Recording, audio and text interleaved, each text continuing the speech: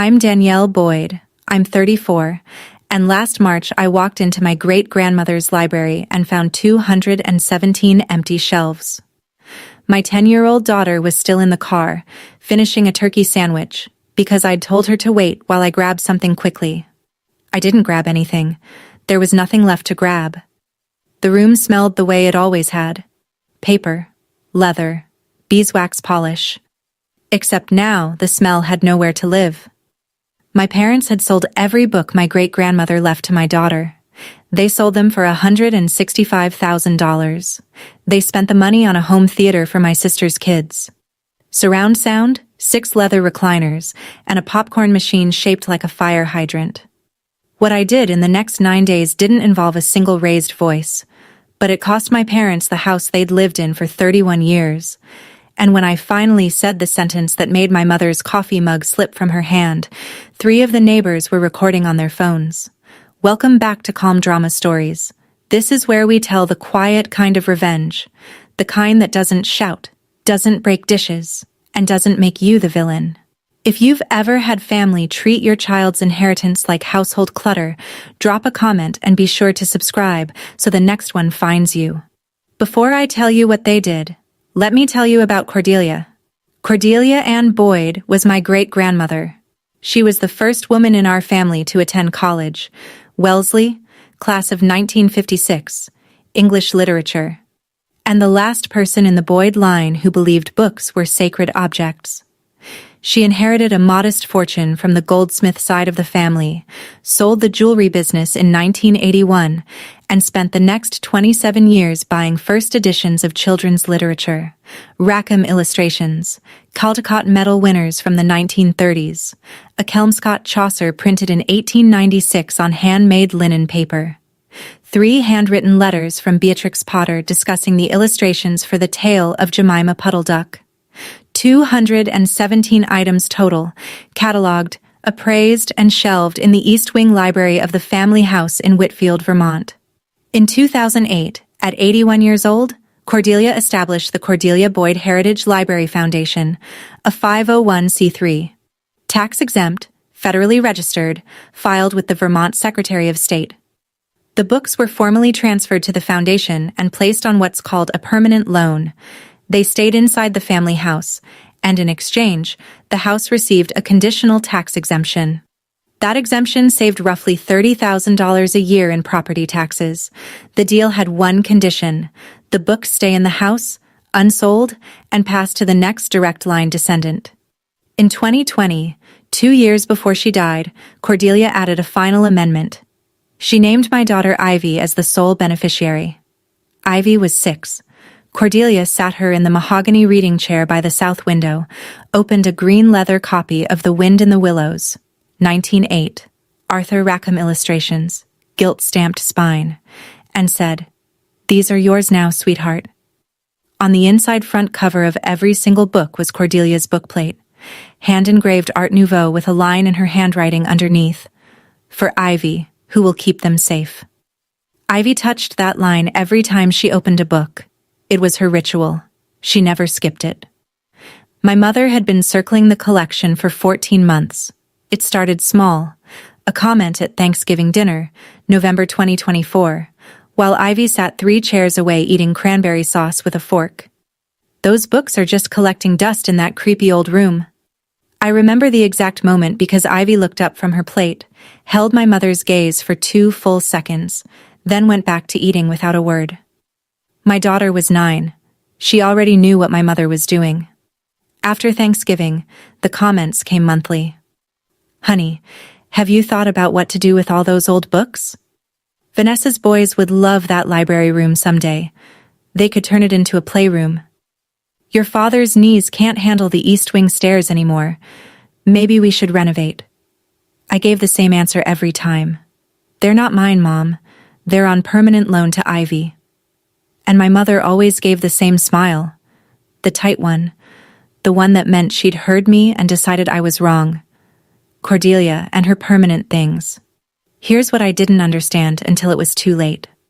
My mother's fixation on the books wasn't about money, it was about Cordelia. 14 years earlier, Cordelia had rewritten her will. She skipped my mother entirely, skipped my father, left the estate, the house, the foundation, the library, directly to me, and after me, to Ivy. My mother had married into the Boyd family at 22, pregnant and panicking.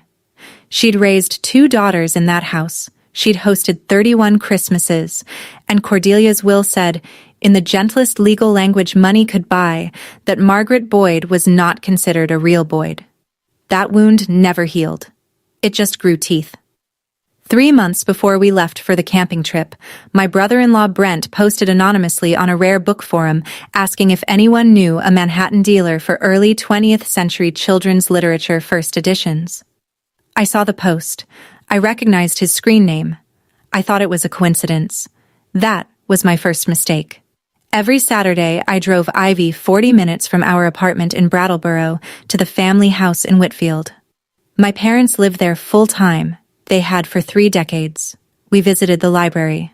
That was the arrangement. Ivy had unrestricted access to the collection, and my parents had the $30,000 annual tax break that came with housing it. Ivy had a routine. She'd walk straight through the front hall without greeting anyone, push open the library door with her hip, and go to the 3rd shelf on the south wall. That's where the green leather wind in the willows lived. She'd pull it down with both hands, always both hands, even though the book weighed less than a pound, carry it to the mahogany reading chair by the window, and sit down. The chair was enormous on her. Her feet dangled 6 inches off the floor. She'd crack the front cover, find the book plate, and trace Cordelia's handwriting with her index finger. For Ivy, who will keep them safe? Before she read a single word. Same book, same chair, same ritual. Every Saturday for 3 years. One afternoon she told me the book smelled like rain and old wood. I told her it was the binding adhesive deteriorating and the foxing on the end papers. She said she preferred her version. I said that was fair. The week before we left for the camping trip, Cordelia's voice came back to me the way it sometimes does. Not a memory, more like a sentence that arrives without permission. The books are Ivy's birthright. Don't let anyone forget. I thought about calling my mother and saying something firm. Something about the Reddit post. About the measuring tape Brent had been running along the East Wing baseboard at Easter while he thought nobody was watching. I didn't call. I told myself it was professional restraint. It was cowardice. The two look identical until the shelves are empty. The Whitfield Research Library runs a 9-day staff retreat every March at a camp near Lake Willoughby in the Northeast Kingdom. I'd been attending since my 2nd year as head archivist. This year, I brought Ivy. She packed 4 paperbacks from the public library, a sketchbook, and a pencil case with 6 2B pencils sharpened to identical points. She did not bring any of the rare books. She never removed them from the library. That was part of the stewardship Cordelia had taught her. You visit the books. You don't relocate them. You are the one who travels. My mother offered to check on the house while we were gone, water the plants, bring in the mail, make sure the furnace pilot didn't go out. I said that would be wonderful. She texted the night we left. Have fun, sweetie. We've got things handled here. I read that message 3 times sitting on a fallen birch log beside the lake, watching Ivy roast a marshmallow that was already past saving. Something about the phrasing nagged at me. Things handled. Not the house looks fine or we'll keep an eye on everything. Things handled. Like a task list with a check mark, not a favor in progress. I told myself I was overanalyzing a text message. My profession is overanalyzing documents. Attribution, provenance, the difference between what a sentence says and what the person writing it meant. Sometimes a text is just a text. That was my second mistake. We spent 9 days without cell service. Ivy finished all 4 paperbacks by day 5 and started filling the sketchbook with birds she spotted from the dock. On the 7th night, lying in her sleeping bag with the flashlight still on, she said something I've thought about every day since. Mom, I think Great-Gran would have liked this lake. I cried into my pillow after she fell asleep. My daughter talked about a woman who'd been dead for 2 years the way most children talk about someone they'd seen yesterday afternoon. We drove home on a Thursday, 9 days without a proper shower, 1 completed sketchbook, and a sunburn across my left forearm from the canoe. I told Ivy we'd stop at the family house on the way back to Brattleboro so she could pick up The Wind in the Willows for bedtime reading. She said, "Okay," without looking up from a sketch of a common loon she was shading with the last of her 2B pencils. The drive from Lake Willoughby to Whitfield takes about 2 hours through the Green Mountains. I use the silence to mentally catalog what needs filing at work, what conservation grants are due, what forms need signatures. When we pulled into the driveway at 4:15 in the afternoon, the porch light was on. The mail was stacked against the front door. 5 days' worth. Maybe 6. My parents' car was not in the driveway. I texted my mother. No response. I texted my father. Nothing. I used the spare key from under the third flagstone, the one Cordelia had put there in 1974, and no one had ever moved. The house was clean. Unusually clean. Vacuum tracks on the hallway runner, fresh and parallel. A vanilla-scented candle burning on the kitchen counter. The candle my mother only lights when she's trying to mask another smell. I walk toward the east wing. The hallway is 11 steps. I know because I've been counting them since I was 4 years old, and when you grow up in a house with a library, counting becomes a reflex. The library door was open. The overhead fluorescent was on. Cordelia had insisted on table lamps only. Overhead light degrades bindings over decades. Someone had flipped the switch and walked away from it. I stepped inside. The room smelled like dust and vanilla. Not paper. Not leather. Not beeswax polish. The shelves were empty. I counted them. I don't know why that was my first instinct, but it was. The archivist in me, I suppose, needing to quantify before I could grieve. Shelf A1 through L17. 217 slots. Every one of them bare. Dust outlines where the spines had been, faint rectangles of darker wood preserved by decades of shade. The mahogany reading chair sat by the south window exactly where it had always been, but the light falling across its cushion looked wrong. Too bright, too uninterrupted, no books on the shelves to break the glare. On the seat cushion was a folded invoice. Halloran and Sons Rare Books, Manhattan, dated 5 days earlier. Total, $165,000. Seller, Richard Boyd. I picked it up. My hands were shaking, so I set it on the arm of the chair and read it flat. My father had initialed every page. My mother had witnessed on page 4. The transaction included full photographic documentation, provenance verification, and a certified check deposited into their joint account at Granite State Savings. $165,000 for 217 books that did not belong to them. I heard the front door behind me, small footsteps on hardwood. Ivy was standing in the doorway. She looked past me at the shelves the way you look at a room in a dream, recognizing the shape of it but not the emptiness. I stepped sideways to block her view. "Honey, go back to the car, please." She didn't move. Her eyes found the third shelf on the south wall. The slot where the green leather Wind in the Willows had lived for 11 years. Then she turned around and walked back down the hallway. She didn't cry. She didn't ask a question. 10 years old, and she knew before I said a single word. I sat in the reading chair. The cushion was cold. I did not cry either. I was already counting other things. Invoices, deeds, dates, and the number of days it would take to get every book back on every shelf. My parents came home at 7 that evening carrying a bag from a spa in Stowe and a bottle of wine from a vineyard on Route 100. My mother was wearing new earrings, small gold hoops I'd never seen before. My father was humming something. They walked in smiling. I was sitting at the kitchen table with my hands folded and the invoice from Halloran and Sons underneath my left palm. Ivy was in the living room with her sketchbook, drawing nothing. "Mom, where are the books?" My mother set the spa bag on the counter. She tilted her head the way she does when she's about to explain something she considers too obvious for discussion. "Oh, sweetie, they were just collecting dust in that creepy old room. Brent found such a nice dealer in New York. We did everyone a favor." She said it with the satisfied calm of a woman who believed she'd solved a problem nobody else had the courage to address. "Vanessa's boys are going to have the most incredible home theater. We even got a popcorn machine. The professional kind. like at a real cinema. My father uncorked the wine. Honey, those books weren't doing anyone any good just sitting in there. I looked at him. Did you read the inscription inside any of them? My mother waved her hand. Cordelia's little notes? Sweetie, she's been gone 3 years. It's time to live in the present. I looked at the wine glass my father was filling. I looked at the spa bag. I estimated the cost of my mother's new earrings against the balance of $165,000, minus a home theater installation and a popcorn machine shaped like a fire hydrant. Then I stood up. Thank you for dinner.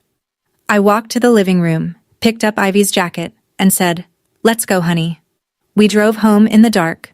I did not raise my voice. I did not slam the door. I closed it the way you close a book you intend to come back to. The drive from Whitfield to Brattleboro takes 40 minutes on Route 9. Ivy fell asleep before the second exit ramp. She woke up at the 5th, rubbing her eyes with the back of her hand. Mom, did Grandma sell them? Yes, honey. She was quiet. I watched the dashboard clock because it was the only light in the car and I couldn't stop tracking things.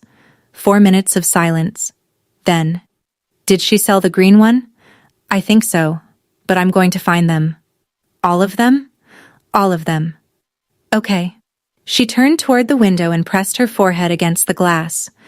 I have signed payroll authorizations for 14 employees. I have signed preservation grants worth 6 figures.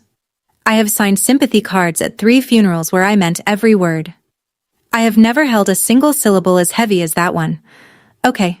It carried everything she couldn't say at 10 years old. Trust and grief. And a question she was too proud to ask out loud. Can you really bring them back? I drove the remaining 30 miles in silence, one hand on the steering wheel, the other resting on the manila folder of foundation documents I'd pulled from the filing cabinet before leaving the house. My mother hadn't noticed me take it. She'd been too busy describing the popcorn machine's butter-warming feature. If you've ever told your child a promise you weren't sure you could keep, and then spent the next 30 miles in silence figuring out exactly how to keep it anyway, drop a comment with the word binder. Stick with me. I want you to see what happens when a quiet woman opens one. Subscribe so the rest of this story finds you. That night, after Ivy fell asleep clutching a library paperback instead of a first edition, I sat at the kitchen table and opened the folder. Inside was a document I hadn't read in 4 years, a permanent loan deed. 22 pages, 3 signatures, and 1 clause that was about to cost my parents everything they owned. 3 a.m. Ivy asleep down the hall. Kitchen table covered in documents. I had the foundation charter open on my laptop. The PDF I'd saved to my drive in 2010, the year Cordelia signed the original deed. Next to the laptop, a printout of IRS Publication 561 on qualified appraisals and recapture provisions. Next to that, the Halloran & Sons website, featuring a tasteful photo of David Halloran standing before a wall of calfskin spines with his arms crossed, and the expression of a man who has spent 40 years handling objects that outlive their owners. 40 miles north, the mahogany reading chair sat empty in the East Wing Library. I could feel its absence. I know that sounds irrational for a woman who catalogs provenance records for a living, but that chair had held 4 generations of Boyd women reading aloud to their daughters.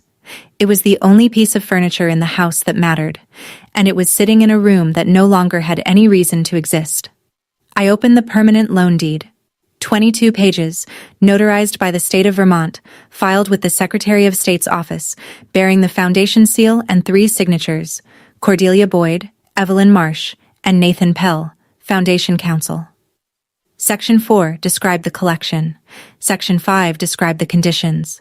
Section 6 named the beneficiary, Ivy Boyd, age 6 at time of amendment, with lifetime access and veto authority over any disposition.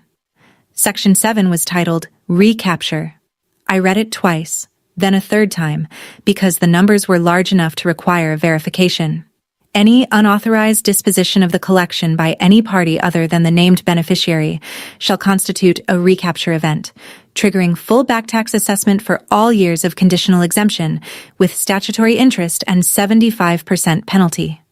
I picked up my phone and composed an email to Evelyn Marsh, Foundation Chair.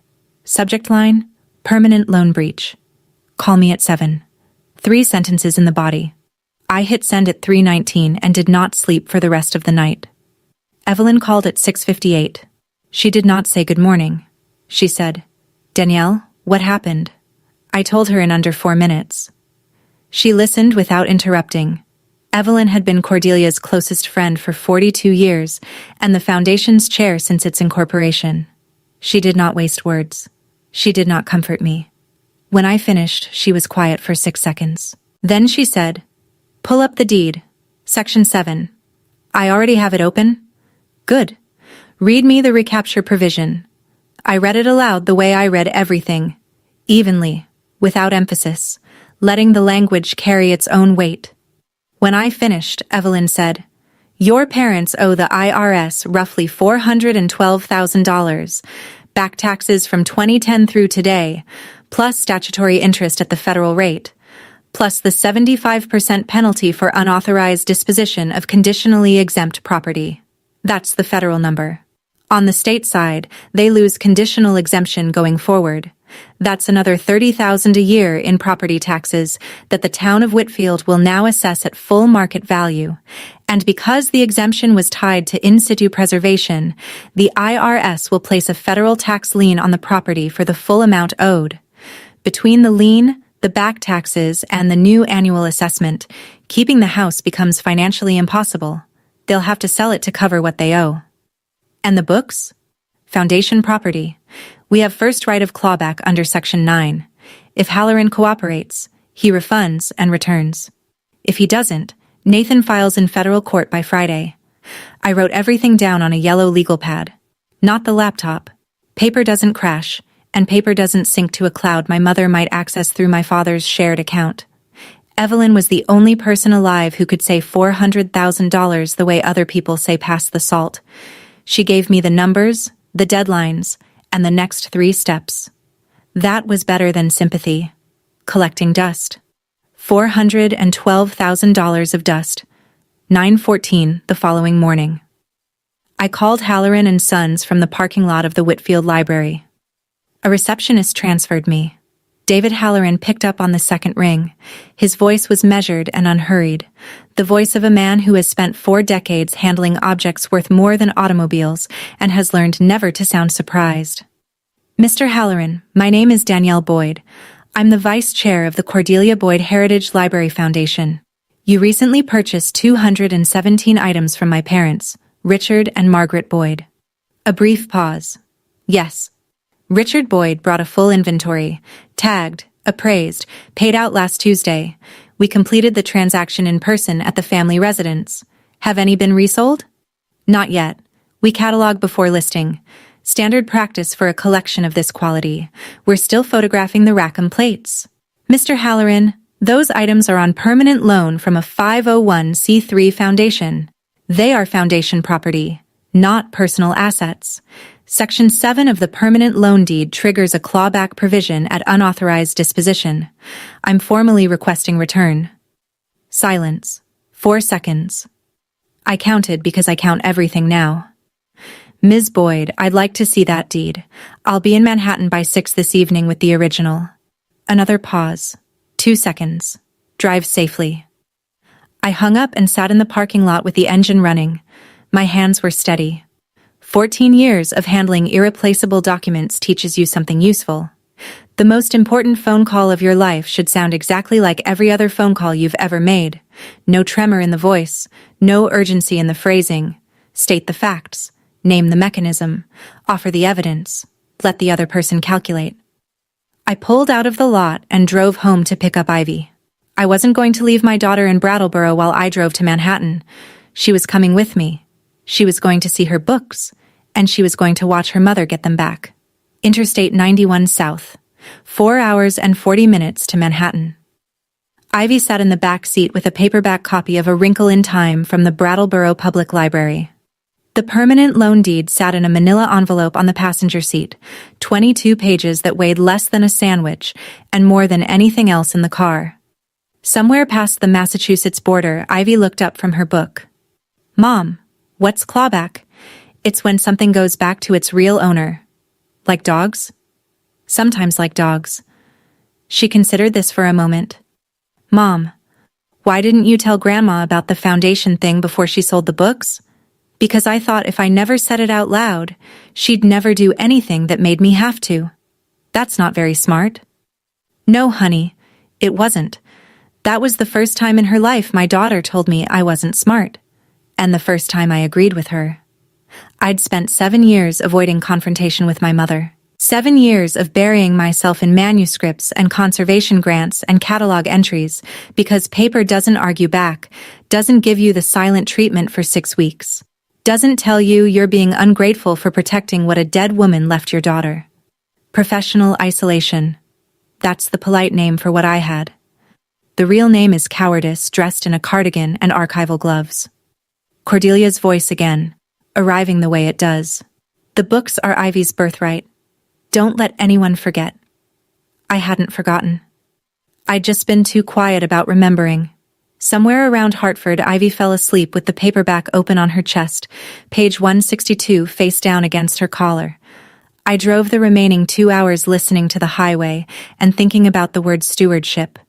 Cordelia used it the way other people use the word love, carefully, specifically, and only when she meant it.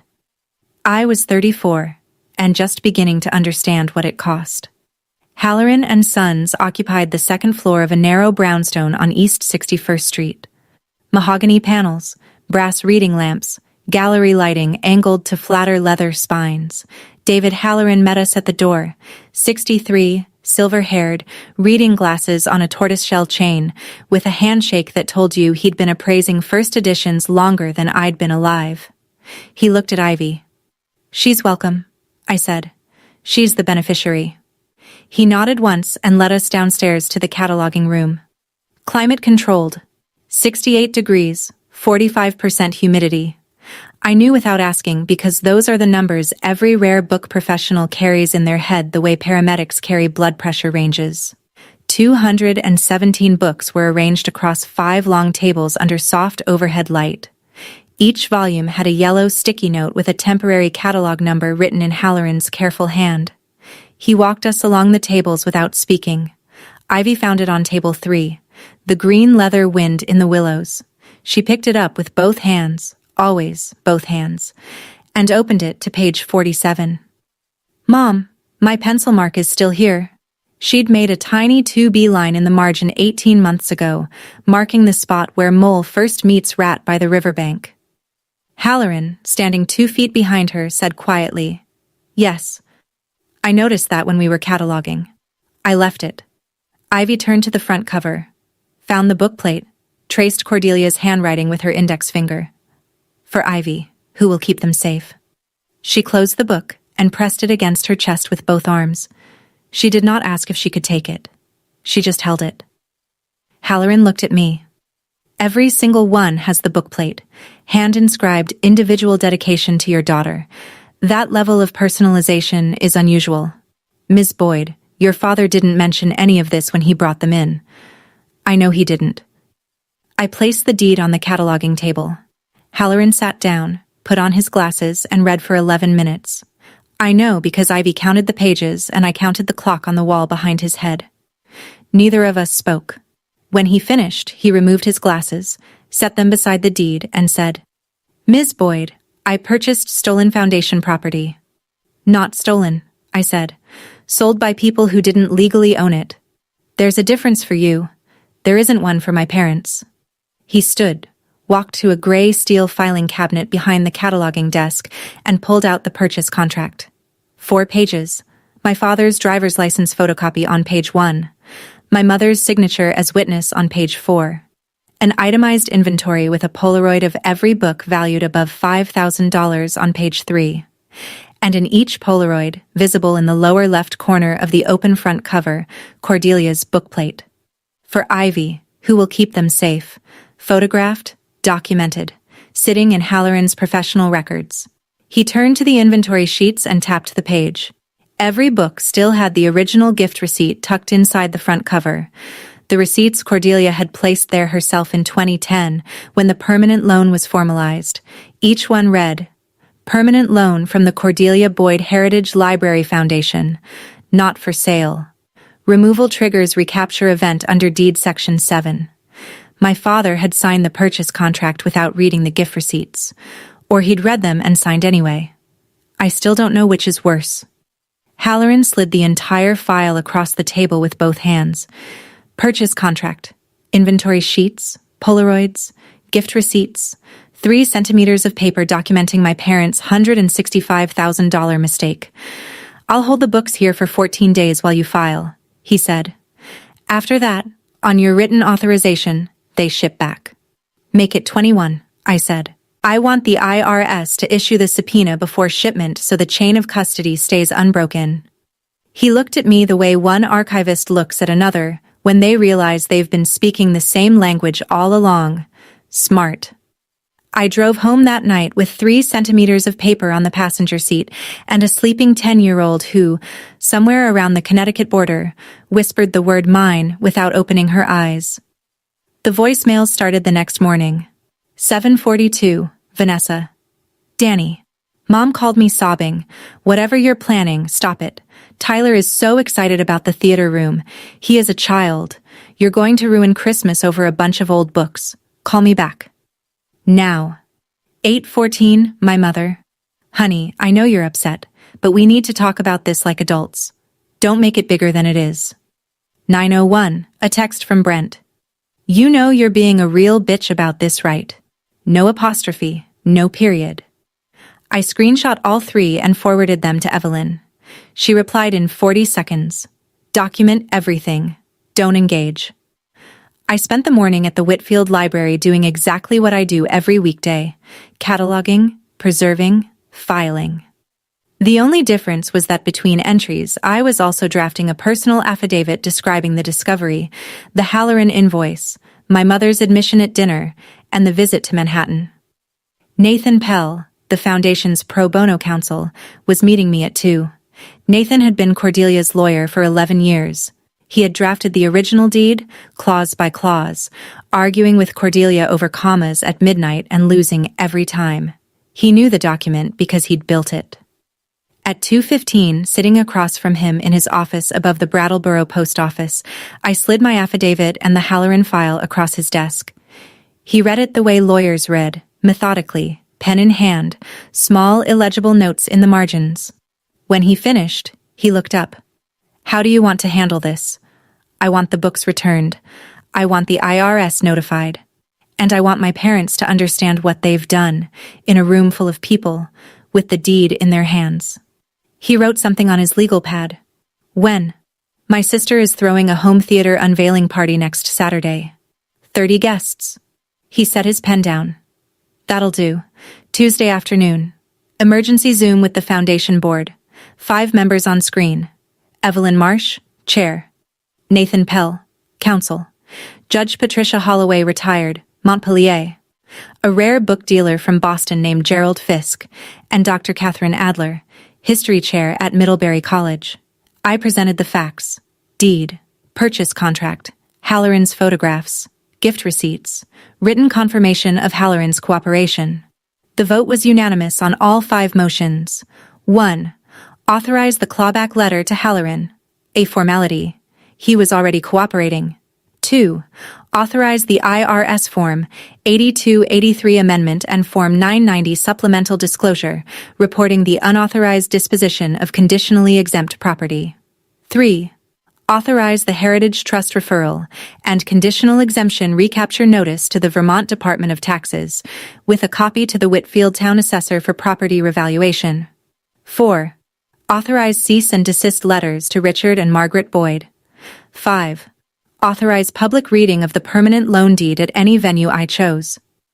Evelyn delivered the 5th motion plainly. Danielle, as vice chair and as Ivy's mother, you have unilateral discretion on this. Choose your venue. They're throwing a home theater unveiling party on Saturday. 30 guests. The Reeves family's new surround sound system, paid for with my daughter's inheritance. Evelyn paused. The Boston dealer shook his head slowly, the way people do when they're watching someone walk toward a trap they've built themselves. That'll do, Evelyn said. Before we disconnected, she added one thing. She quoted Cordelia, not from the deed, but from a conversation in 2019, 2 years before Cordelia died. The books are Ivy's birthright. Don't let anyone forget. She looked directly into the camera. I'd say this counts as remembering. I closed my laptop and sat in the silence of the rare book room. The filings were drafted. The votes were recorded. All that remained was Saturday, and 30 people who had no idea what they were about to witness. Wednesday afternoon, 4 o'clock. My phone rang at the library reference desk. Ms. Carrington, Ivy's school counselor. She kept her voice neutral.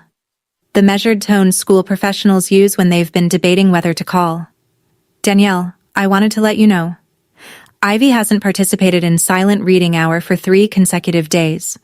She puts her book face down on her desk and stares out the window for the full 30 minutes. That has never happened before.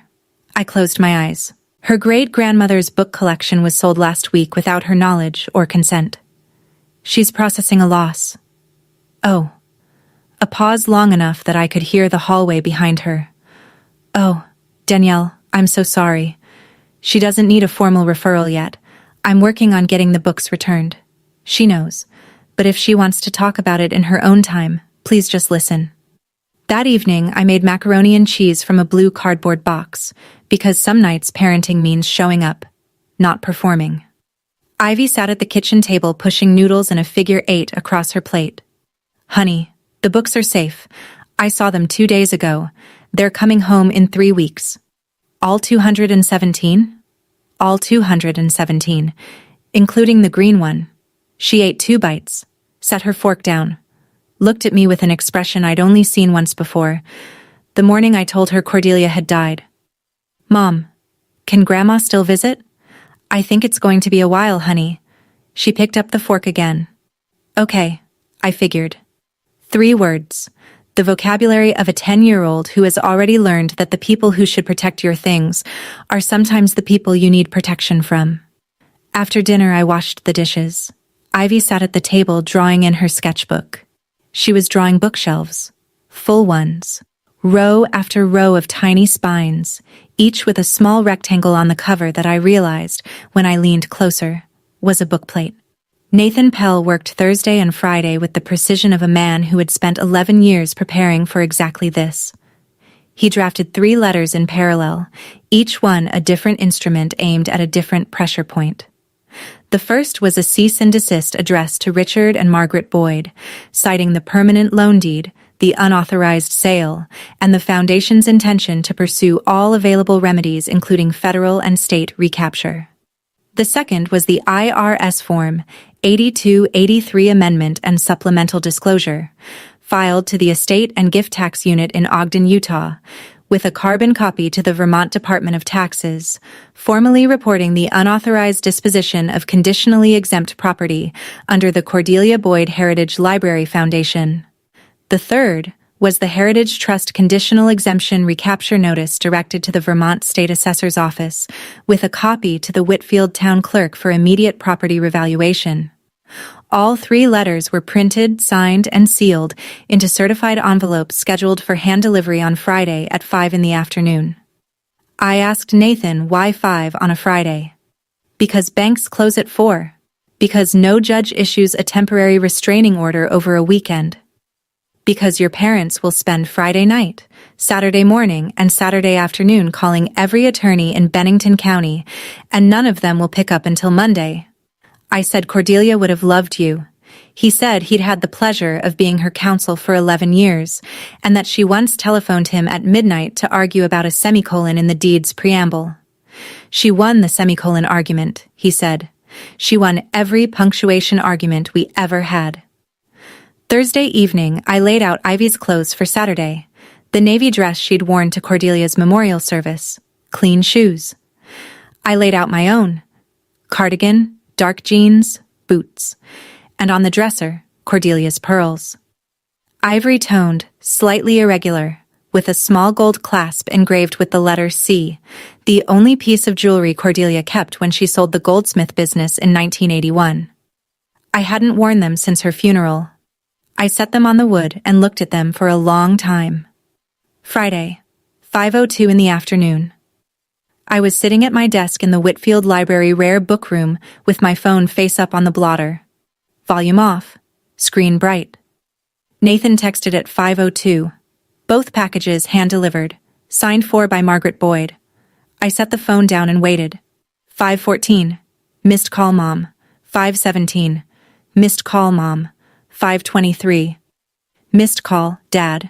5:38. Missed call, Vanessa. 5:41. Text from Mom. What is this? 5:42.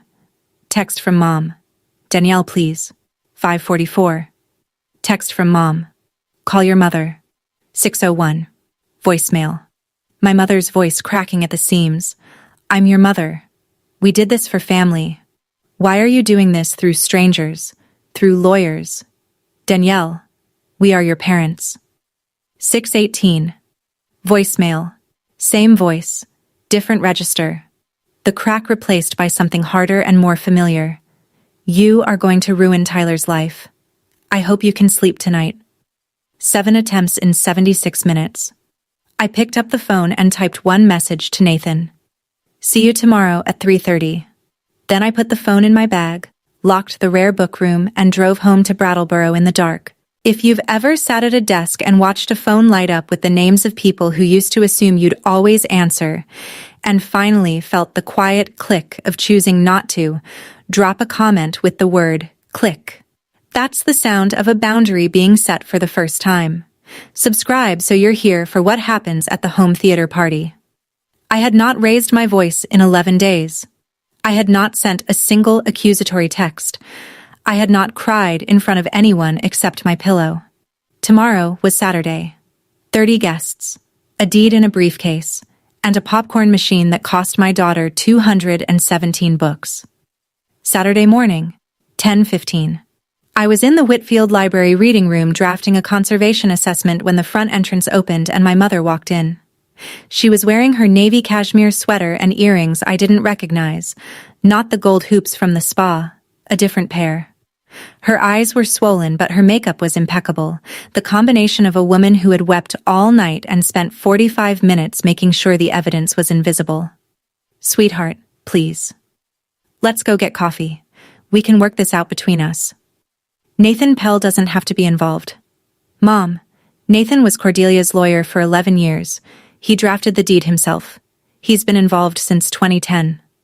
She shifted her weight, touched her earring.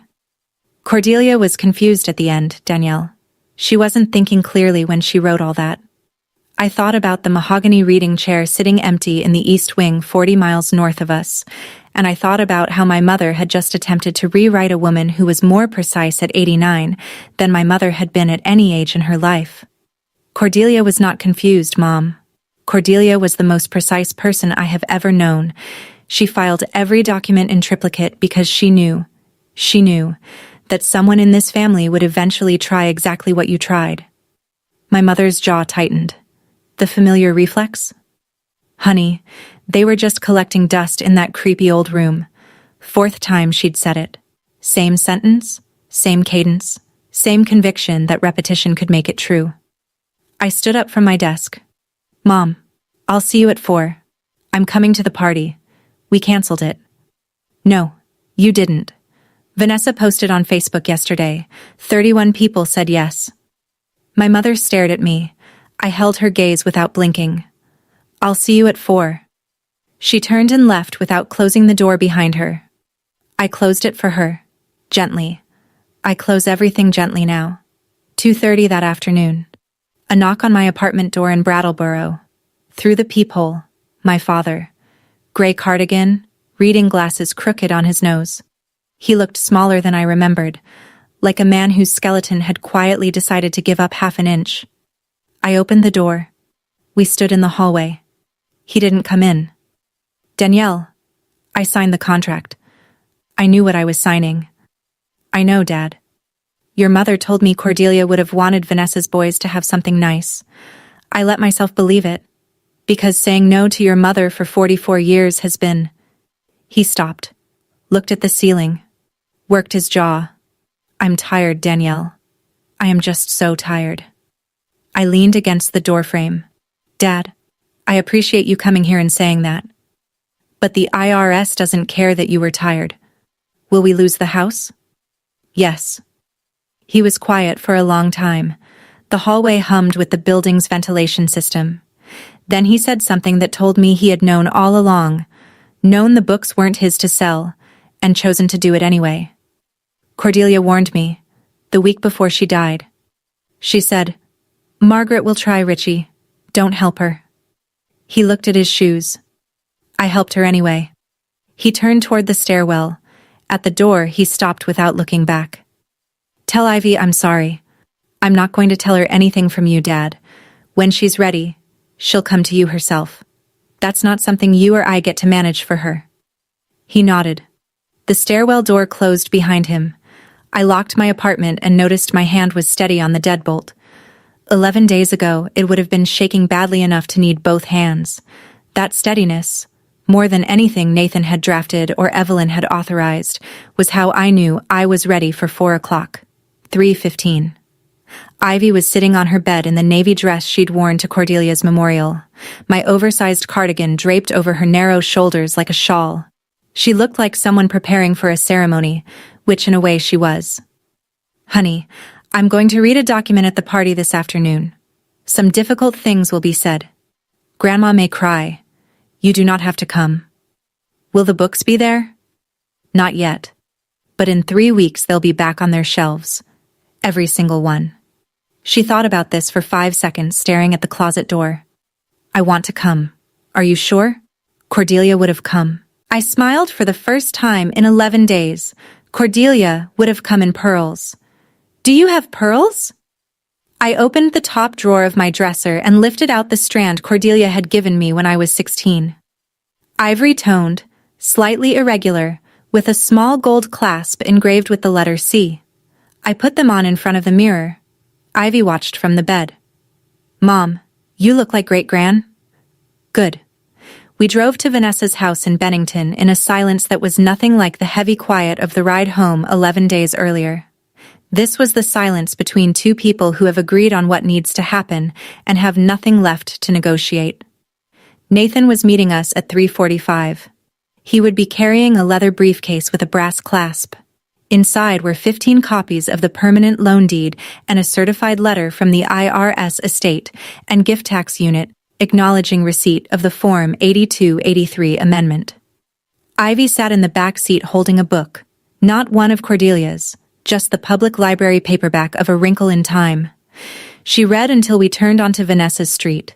Then she closed the book, slipped it into her backpack, and said, "Ready." I said, "Ready." 14 cars in the driveway and along the curb, white streamers on the mailbox, a hand-lettered sign taped to the front door. "Welcome to movie night." Through the front window I could see champagne flutes arranged on a silver tray, my mother's white tablecloth on the dining table, and a banner that read, "The Reeves Family Theater." Grand opening in Vanessa's handwriting. 28 guests plus family. Patricia Mendel from next door, retired 4th grade teacher. Tom and Cindy Halverson, owners of the hardware store on Main Street. Lorraine Pratt and Susan Whitcomb from my mother's Wednesday church group. Pastor Mike Whitcomb. 4 of Brent's co-workers from the HVAC company in their Friday polos. Vanessa's 3 closest friends from the mom group. Tyler and Dylan already planted in the recliners in the theater room, eating popcorn from paper bags. Nathan arrived at 3:46, 1 minute late, carrying the briefcase. We walked up the front path side by side. Brent opened the screen door. He was wearing a new polo and a wide grin that collapsed the instant he registered Nathan's suit and the briefcase. "Hey, Danny. Glad you came around." "I haven't, Brent." He blinked. "Who's the suit?" "Nathan Pell, counsel to the Cordelia Boyd Heritage Library Foundation. May I speak with Mr. and Mrs. Boyd?" Brent's smile folded like a napkin. My mother materialized from the kitchen, drying her hands on a dish towel. She saw Nathan. She saw me. She saw the pearls around my neck, Cordelia's pearls, and something behind her eyes shifted. "Danielle, please don't do this here." "Mom, you canceled the wrong thing. The party isn't the problem. 8 years of pretending Cordelia's wishes were optional. That was the problem." Vanessa, from behind her. She was an old woman with too many books. The room turned. 30 faces. I kept my voice low. Could everyone come into the living room, please? There's a document I'd like to read aloud. It will take 4 minutes. And then I will leave. The room went quiet. 30 people in a living room. Standing against walls, perched on couch arms, leaning in doorways with champagne flutes they'd stopped drinking from. Through the French doors behind them, I could see the home theater. A screen the size of a barn door. 6 leather recliners still wrapped in plastic on the armrests, and the red and yellow popcorn machine humming in the corner. Tyler and Dylan had wandered out of the theater and were standing next to Vanessa, confused and holding half-eaten bags of popcorn. I held the deed. 22 pages, stapled, with the foundation seal embossed on page 1. My hands were not shaking. My name is Danielle Boyd. Most of you know me. I'm Margaret and Richard's older daughter. I'm Ivy's mother. I paused. Let the sentence settle. 11 days ago, my parents sold a rare book collection from the east wing of the family house. They sold it for $165,000 and used the proceeds to build what you see through those doors. They believed the books belonged to them. They did not. I'm going to read aloud the document that explains why. It's been a public record at the Vermont Secretary of State's office since January 2010. Danielle, my mother, from the far corner. Her voice was small. Nathan, standing one step behind my right shoulder, said gently, "Mrs. Boyd, please let her finish. I read the preamble. Named Cordelia Ann Boyd. Named the Cordelia Boyd Heritage Library Foundation. Named the collection. 217 items of preeminent literary and historical significance. Named the beneficiary, Ivy Boyd. Age 10 at time of event, with lifetime access and sole veto authority over any transfer." Then I turned to page 14. This section is titled Recapture. I read it the way I read everything at work. Clearly, evenly, without emphasis. Any unauthorized disposition of the collection by any party other than the named beneficiary, currently Ivy Boyd, shall constitute a recapture event under applicable federal and state tax law, triggering full back tax assessment for all years of conditional exemption from 2010 forward, with statutory interest and 75% penalty. I looked up from the page. My parents sold 217 items last Tuesday for $165,000. I have a copy of this deed for anyone who'd like one. Mr. Pell has 15 copies in his briefcase. The room did not move. Vanessa broke the silence first. "This is insane. She is ruining my children's party over a pile of old books." Ivy was standing beside me. Her hand was resting on the strap of her backpack, the one with the wrinkle-in-time paperback and nothing else. She looked at Vanessa and spoke clearly, without raising her voice, without rehearsal. Because I had not coached her, had not told her to say anything at all.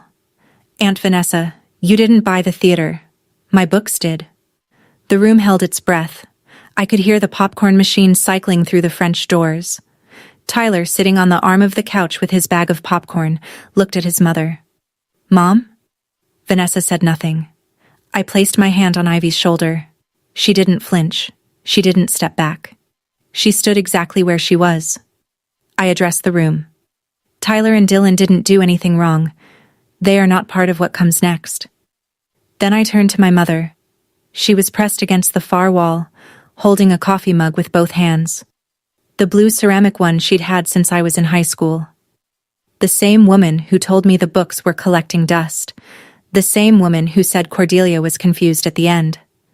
The same woman who sold 217 books inscribed to her own granddaughter and bought a popcorn machine with the change. "Mom." She looked at me. I kept my voice very low, nearly a whisper. The rest of the room leaned forward. The collection was never theirs to sell. I said it the way I say everything that matters. Softly, without emphasis. The way Cordelia taught me to handle fragile things. I almost smiled. Not from satisfaction and not from cruelty, but from the simple, exhausted relief of saying a true sentence out loud in a room full of people who needed to hear it. Every book in that collection was on permanent loan from a tax-exempt foundation. The conditional exemption on the family house was contingent on those books remaining in the East Wing Library, unsold, until passed to Ivy. By selling them, my parents triggered a recapture event covering every year of exemption from 2010 through today. As of 5 o'clock yesterday afternoon, they owe approximately $412,000 in back taxes, statutory interest, and 75% penalty. They lose the conditional exemption on the house going forward. The Town of Whitfield Assessor's Office will issue revised property tax notices within 30 days at full market rate. Roughly $30,000 a year. The exemption existed because the books were there. The books are no longer there. The house is no longer exempt. My mother's coffee mug slipped from her right hand. It hit the rug without breaking. Coffee spread in a dark oval across the beige carpet, and she didn't look at it. She was staring at me with her mouth slightly open, the way you stare at a document that says something you were counting on never being written down. My father sat down slowly on the arm of the couch, as though his knees had arrived at a conclusion before the rest of him. Then my mother's voice climbed. You sold us out. To strangers. For old books. For a dead woman. Danielle. She is dead. Why are you destroying this family for a dead woman? Her voice cracked and kept climbing, filling the living room, bouncing off the ceiling and the home theater banner and the champagne flutes that no one was touching. 3 of the neighbors were holding their phones at waist level. I don't know if they were recording. I hope they were, because what I said next was the truest thing I've ever said to my mother, and I wanted someone besides me to remember it. I'm doing it for the living one standing next to me. Ivy did not speak. She didn't need to. She was already the answer to every question my mother was too afraid to ask. Nathan opened the briefcase and placed 15 copies of the deed on the coffee table next to the untouched champagne. 3 neighbors picked one up. 2 of my mother's church friends took one. Pastor Mike took 2. I spoke to the room one final time. I'm sorry you had to be here for this. The party is over. Then I turned to Vanessa. The home theater was paid for with proceeds from the sale of foundation property. Nathan will be in contact about restitution. Tyler and Dylan may keep the popcorn machine. The screen and audio system will be returned for credit toward what's owed. Vanessa opened her mouth, and Nathan said evenly, Mrs. Reeves, the proceeds are fully traceable. We have the bank records. I looked at my mother one last time. She was still standing against the wall. The coffee stain was spreading on the rug at her feet and she hadn't moved. Mom, the IRS line hits the house within 60 days. Between the back taxes and the new assessment, you won't be able to keep it. I'd start looking at options now. Evelyn and I will help with the logistics if you want, or I'll step back entirely. That's up to you. She said nothing. I took Ivy's hand. We walked out the front door, down the 3 porch steps, across the lawn to the car. Nathan followed. The afternoon sun was still high and warm. On the porch, Ivy looked up at me.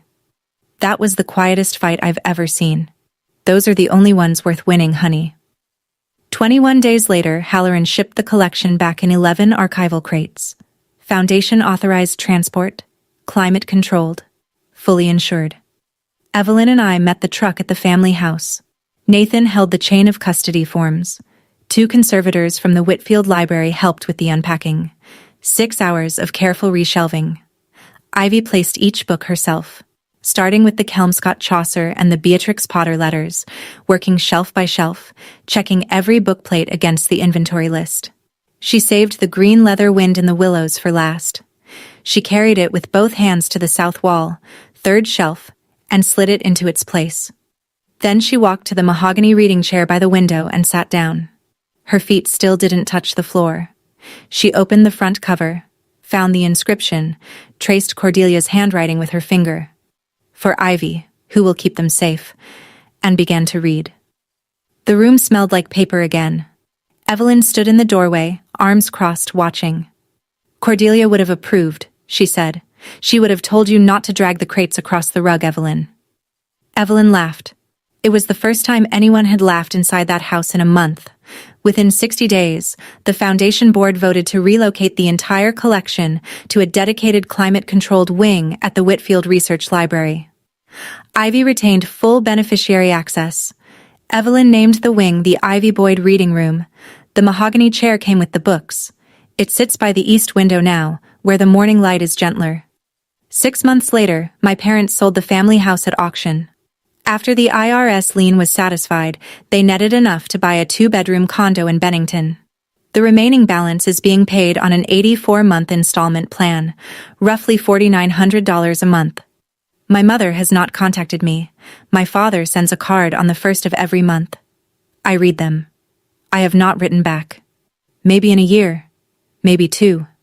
Maybe never. That's allowed. Vanessa returned the theater equipment for store credit. She and Brent kept the popcorn machine. We don't speak. Tyler started 4th grade and, according to a mutual acquaintance, asked his teacher what a foundation is. I hope someone gives him an honest answer someday. Ivy is back at Silent Reading Hour. She's halfway through The Once and Future King, Cordelia's 1958 first U.S. printing, every Saturday morning in the Ivy Boyd Reading Room. She sits in the mahogany chair that traveled with the books, feet still not touching the floor, tracing the bookplate before she starts. Setting a boundary with the people who raised you doesn't mean you stopped loving them. It means you finally learned how to love the people they tried to take from instead. That's my story. 217 books, one 10-year-old, and a 4-minute reading in a living room. If this story reminded you that quiet protection is louder than any argument, take that as a sign. Tell someone you love what belongs to them and write it down. If you know someone who needs to